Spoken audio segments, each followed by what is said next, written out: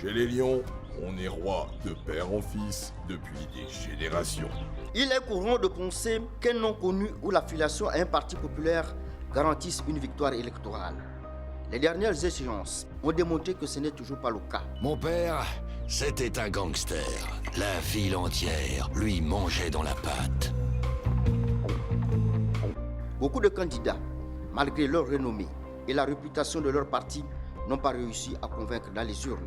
En effet, le succès électoral n'est pas tributaire d'un nom connu et d'appartenance à un parti en vogue. La confiance du peuple ne se prête pas à la simple transmission héréditaire d'un nom célèbre ou d'un soutien partisan. La force du nom et du parti ne suffit pas sur la base de la trilogie du pouvoir au nom du père, du parti et du peuple.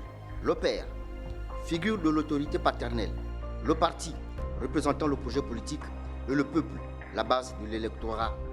Cette trilogie change souvent en au nom du père, du parti et sans le peuple. Avec l'aide d'un diététicien, je suis devenu végétarien. Le choix du peuple doit être respecté et pris en compte, indiquant un désir de véritables représentants plutôt que des figures de l'establishment. Je ne ferai ni plus ni moins que mon père et son père avant lui.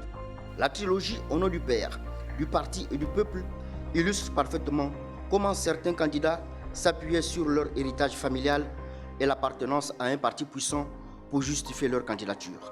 Cependant, ce qui se révèle par cette expérience électorale, c'est que le soutien populaire et la capacité à se connecter avec les citoyens sont des éléments cruciaux pour la réussite politique. L'idée que le nom ou le nom prestigieux ne peut garantir le succès, tout comme l'appartenance à une élite politique, rappelle que dans une démocratie, c'est le peuple qui détient le véritable pouvoir. En faisant une analogie avec les figures sportives emblématiques, il est pertinent de constater que le fait d'être le fils d'une légende du sport n'implique pas automatiquement un talent similaire ou la garantie d'une réussite pour le fils. Il n'existe pas d'hérédité sportive. Pourquoi en existerait-il en politique?